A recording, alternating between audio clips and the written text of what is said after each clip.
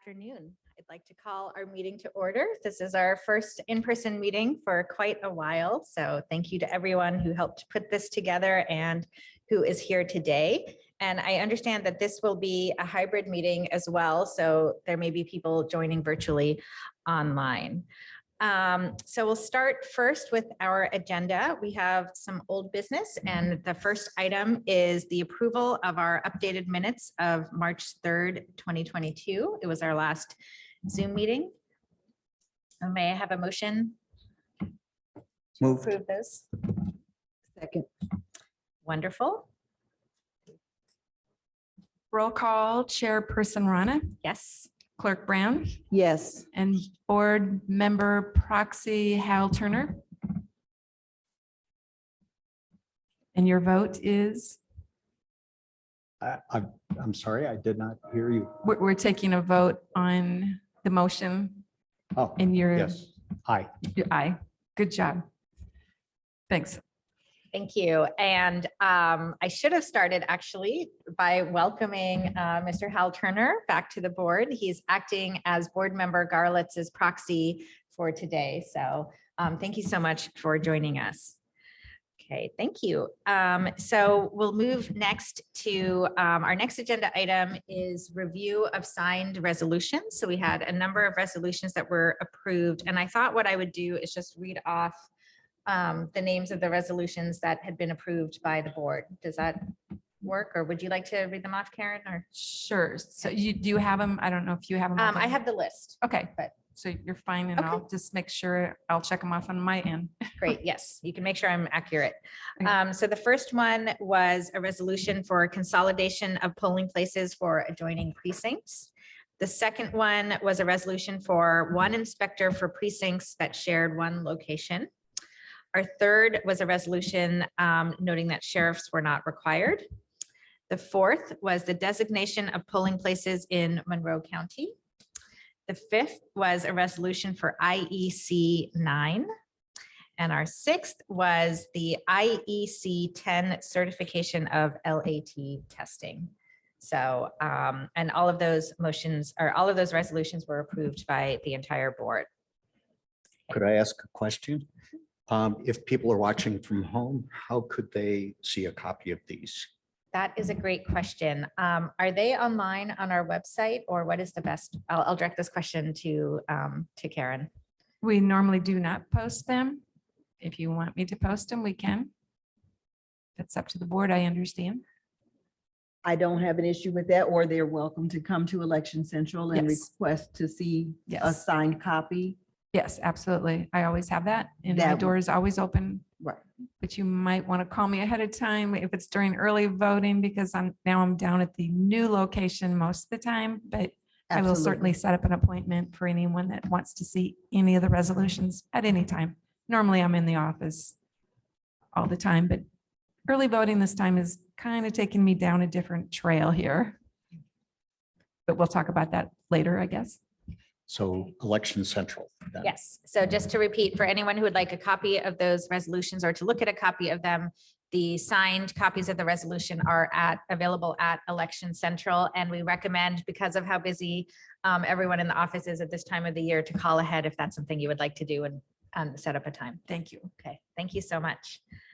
Okay, so we'll move to our next item, which is the voting space allocation update. And for that, I'll turn it over to Clerk Brown. Thank you. That is the same message as previous election board meetings.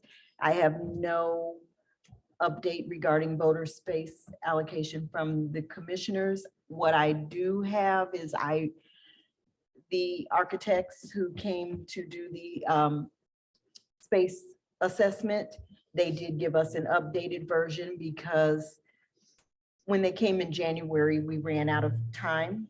So at that time, they had not seen where we have our storage facility. They had not seen where our equipment is stored. And so they came back and did a revised assessment, and they have given some new renderings. But with early voting at this time, we have not had an opportunity to review those. And so I've seen them. They're lovely. They took every single one of our needs into consideration, but we can't give them the true diligence they deserve until after the primary. Thank you. Okay, thank you. And do we need discussion on that or should we proceed? Okay, I don't see a need for discussion. So we'll move on to our next item also for Clerk Brown, discussion on the clerk's proposal for the 2022 satellite voting. Absolutely. We have had some longstanding polling sites that when they were sent the questionnaire, they were not able to serve as polling sites this time. So we have gone down to 28 election day polling sites for the 2022 primary. I'm pleased that Bloomington High School North came back into the fold. They had been a polling site under previous clerk administration. And so the new principal and his team have generously agreed to allow us to use Bloomington High School North, for which we are incredibly grateful. But we did lose friends. And I believe that proxy Hal Turner can attest to this. We did lose Free Methodist. And Yes. we did lose the UU Church. We thank them for everything that they've done for us to date. This is not the right time, as I understand it, for them to serve as polling sites for us. But there's no animus. It just isn't the right time at this time, and we hope they will consider us again in the future. Thank you. And is there discussion or shall we move forward?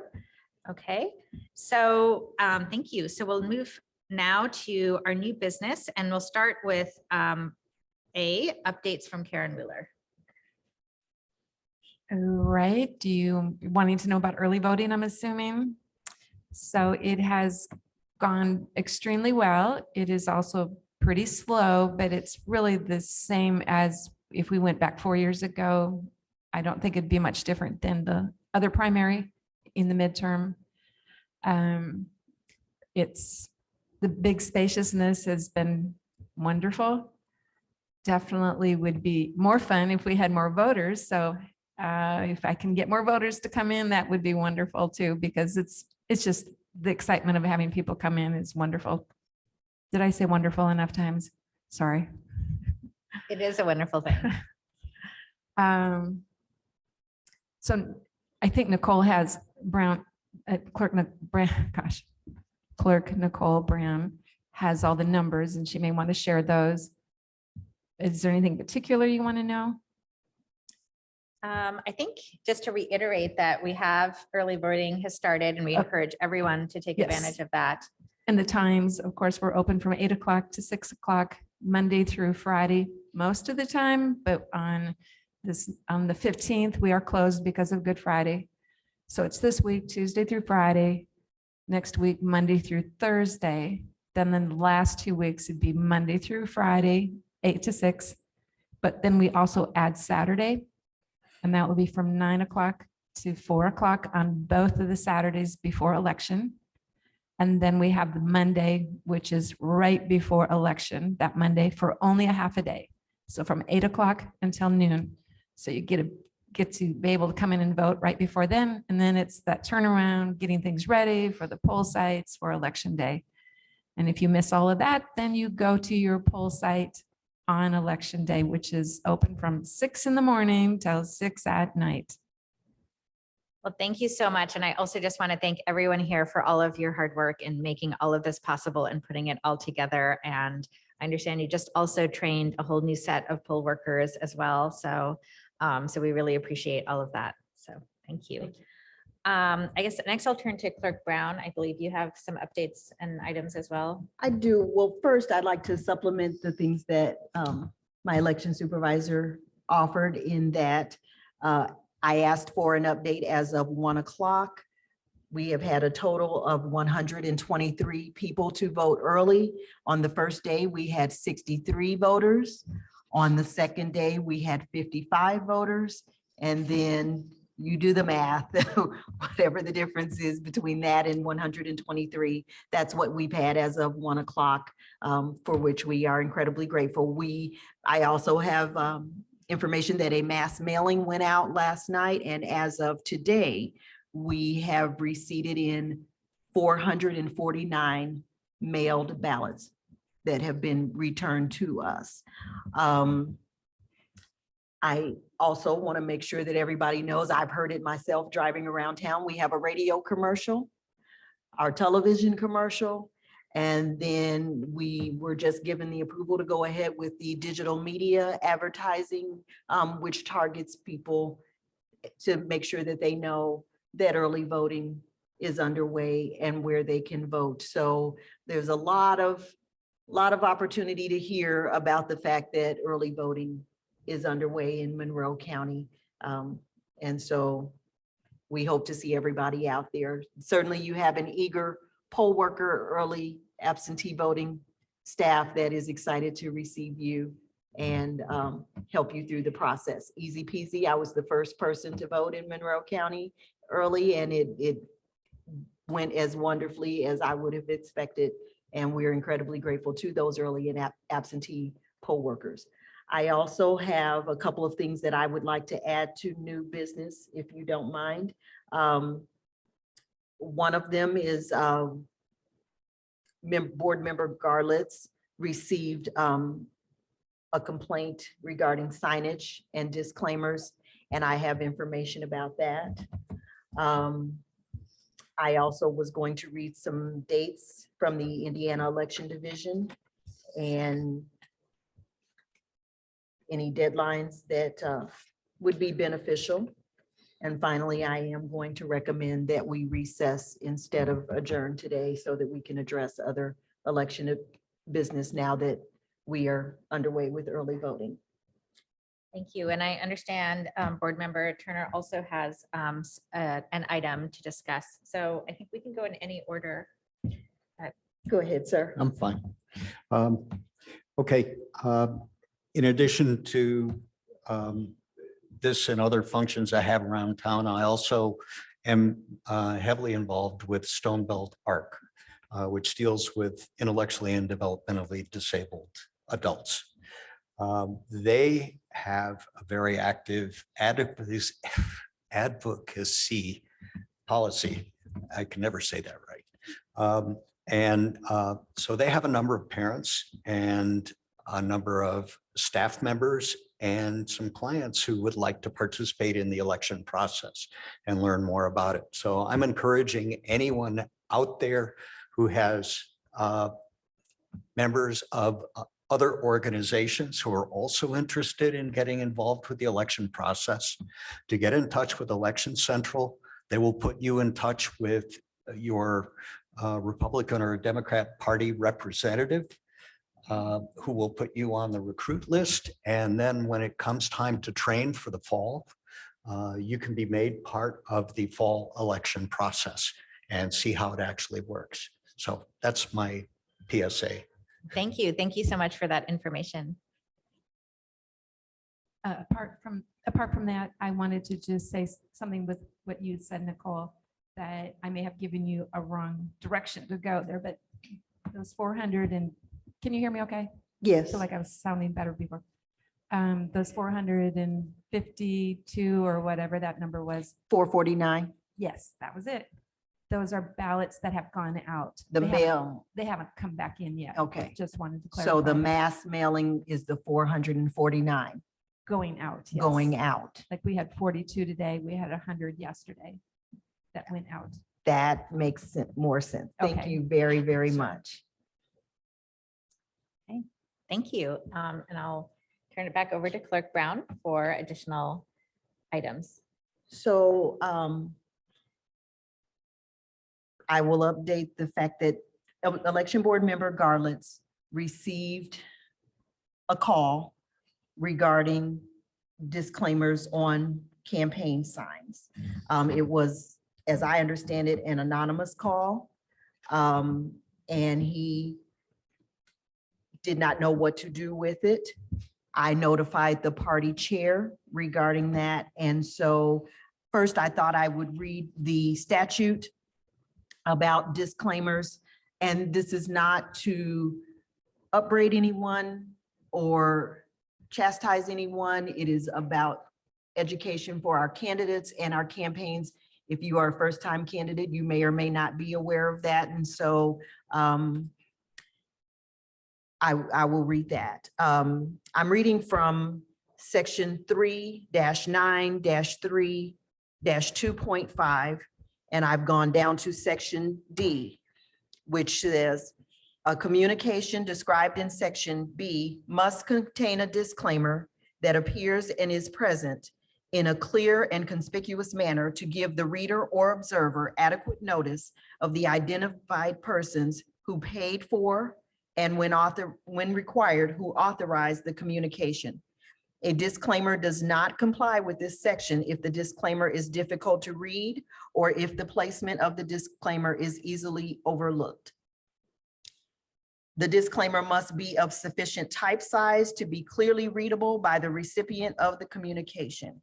A disclaimer in 12-point type size satisfies the size requirements of this subdivision when the disclaimer is used for a yard sign, a poster, a flyer, a newspaper, a magazine, or a direct mailing.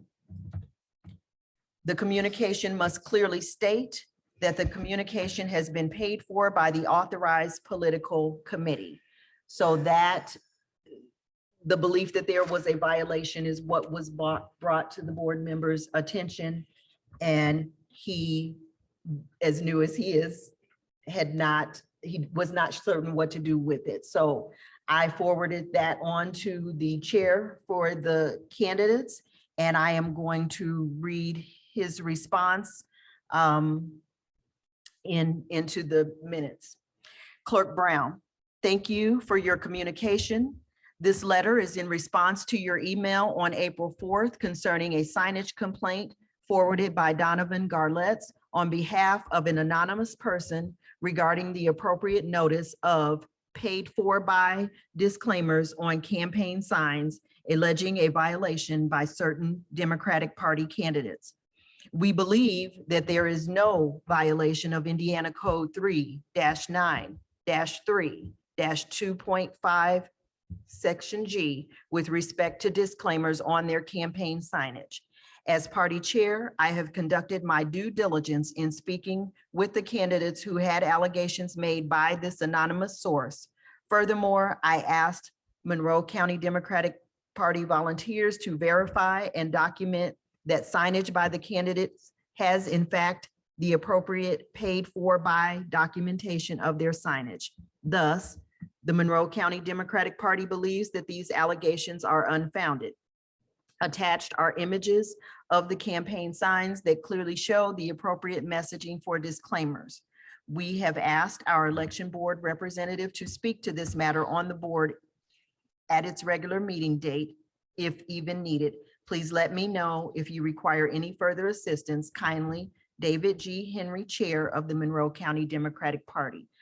So this morning or this afternoon, I have provided the board with a copy of that letter, which has the photographs for the candidates. I am not naming the candidates into the minutes.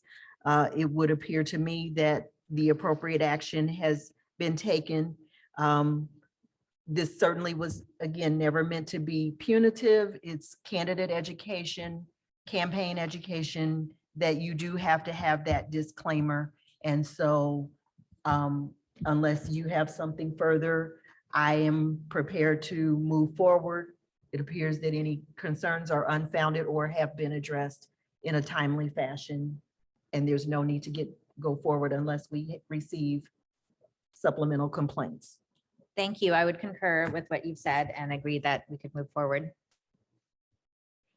Okay, and then once a month, all of the clerks and parties connected to putting on elections receive something known as the Election Division Dispatch.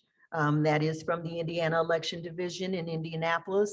And so I wanted to read into the minutes some calendar dates that would be important to most of us, especially those of us doing election business, but some with respect to candidates. And so the first we already know, early voting began on April 5th. Tomorrow, the pre-primary reporting period ends for candidates and their campaigns. So any money collected, any expenditures, any monies dispersed, that needs to be reported. And the reporting period ends tomorrow. And then your campaign finance report is due by noon. People always get that a little confused and they want to turn it in before the end of the day. It is actually noon on April 18th. I think it's imperative that you get that opportunity. We try as often as we can to bring that to your attention so that you can get that paperwork in on time. And it is a courtesy. I want to be very clear. It is an incredible courtesy that our election supervisor has notified candidates via email of that so that you can get that in a timely manner to us. And if you have disbanded your campaign, by all means, we're happy to take that too. But the deadline is noon on April 18th. I'd like to back up because travel board begins on April 14th. And so those of our voters out there who need the assistance of travel board to come to you and help you vote your ballot, or you vote your ballot, but they bring it to you and bring it back to our office. That begins on April 14th.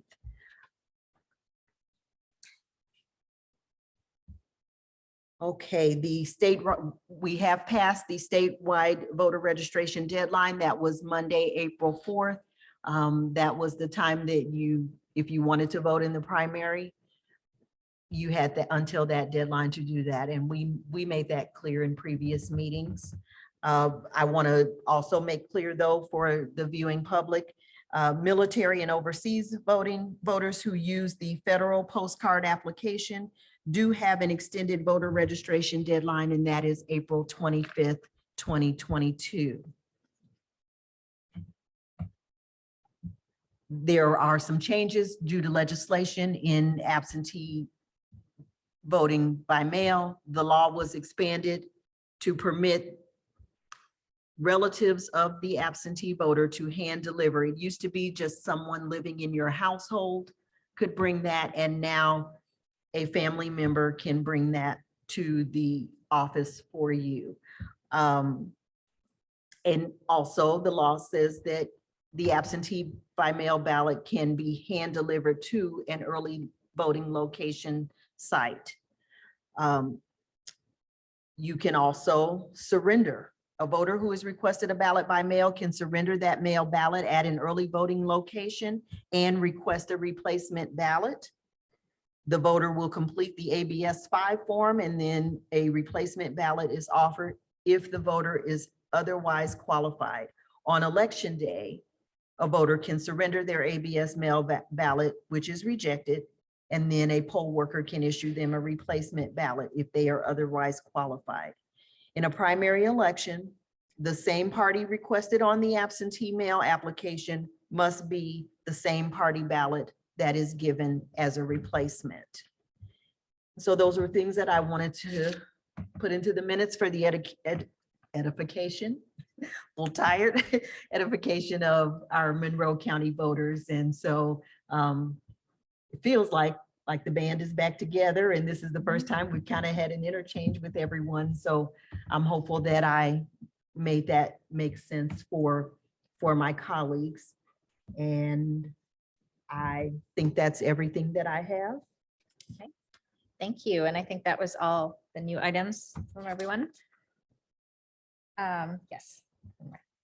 We'll move now to public comments. So I believe we can take public comments both in person as well as virtually, and we'll be doing that moving forward with our hybrid meetings. So I don't see anyone here wanting to make a comment in person. So what we can do now is move to the group of people who have joined us online to see if anyone would like to make a public comment. And I think we can see attendees and panelists, and anyone who would like to make a public comment can use the raised hand function and raise a hand. So right now I see a raised hand from Penny Githens, if you would like to make your comment. Sure. This is actually, I wanted to know if there was any update on the status of Myra Kinzer's candidacy. If there's any information you can share with the public. Thank you. There is an update. Ms. Kinzer was not successful in her court case, and so we will proceed forward with her name not being on the ballot. I'm hopeful. That's as much as I'm comfortable going into. That's the information that I have, is that the judge has ruled and she was not successful. So her name will not appear on the ballot. Do you have any further questions regarding that? No, thank you for your update. You're very welcome. Okay, thank you. And did you want to make a comment or, okay, that was, okay, great. So let me see if there's anyone else who wants to make a comment. You can use the raised hand function on your screen and we'll take a look and see if there are any other raised hands. I am embarrassed and technologically challenged. Is there a chat box that we can see? Good That's question. what, so I would go in the Yeah. room and I would look in the chat box to make sure nobody dropped anything in there, but I can't see it Yeah, on this. I guess. I don't see that There are there's. no further hands raised. I'm sorry, I didn't hear it. There we go. I see. And no comments in the chat. No Okay. comments. Oh, Great. wait, hold on. We do have a hand. Great, I Mr. see the Ralph Shaw. raised hand. Thank you. So Ralph Shaw has a raised hand. Would you like to speak? Yeah, just to say that from the outsider's perspective, it says that chat is disabled, so that's why we're not chatting away at you. But could you confirm the date of the next election board? Well, I guess if you're going to recess, then we will find out later on what that is.